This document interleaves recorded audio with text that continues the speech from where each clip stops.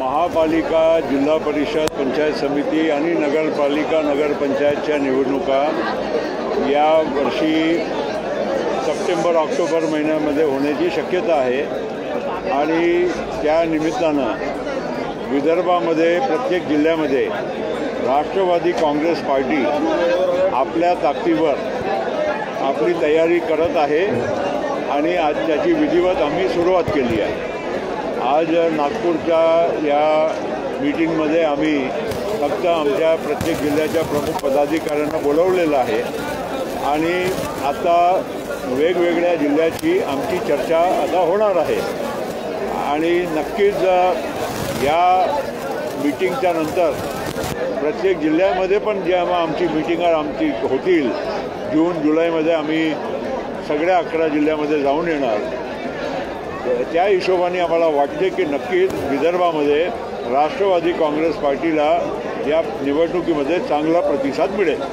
नगरपालिकेमध्ये किती सीटांची मागणी तुम्ही करणार आणि अजून आमच्या महायुतीमध्ये संयुक्तपणे लढावा की वेगवेगळा आम्ही लढावा हे अजून आमचा काही निर्णय झालेला नाही आणि माझा असा अंदाज आहे की शक्य आहे तिथे आम्ही महायुती म्हणून आम्ही लढणार, जिथे शक्य नसेल तिथे आम्ही इलेक्शनचा निकाल नंतरही गरज पडली तर एकमेकांना सहकार्य करून महायुतीच्या लोकांना तिथे पदावर बसवण्याचं आम्ही काम करणार।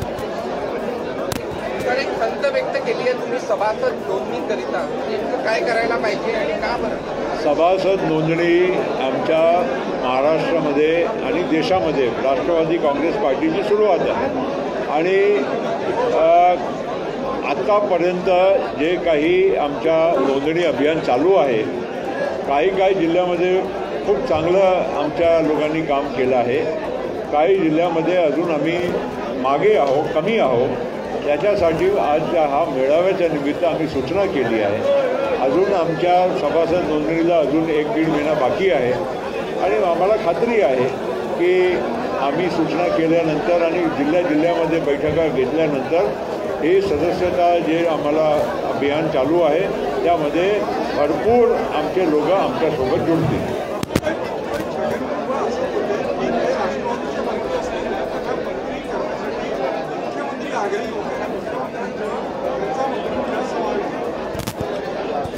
एक युतीमध्ये जे पक्षाला जितक्या मंत्रिपद मिळालेलं आहे त्या पक्षानेच ठरवायचं असते की त्या जागामध्ये कोणाला मंत्री करायचं आणि आमच्या 10 जे मंत्रिपद आहे राष्ट्रवादीच्या कोट्यामध्ये आमच्याकडे जागा रिक्त होती, त्यामध्ये आम्ही छगन भुजबळ साहेबांना त्या जागेवर मंत्री केलं आहे आणि ही पार्टीच्या आणि फक्त पार्टीच्याच डिसिजन आहे।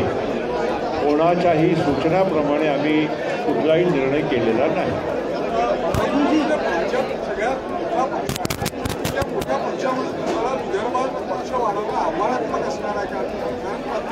बघा, असं नाही आहे की आम्ही विदर्भामध्ये कुठे कमी आहोत।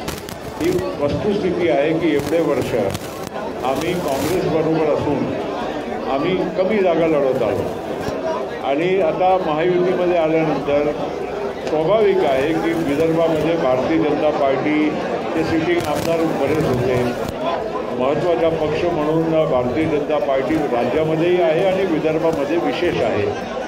तो थोडा कमी जागा मिळाल्या, त्यामुळे आम्ही जितक्या मिळाल्या त्या जागा आम्ही निवडून आणली, पण नक्की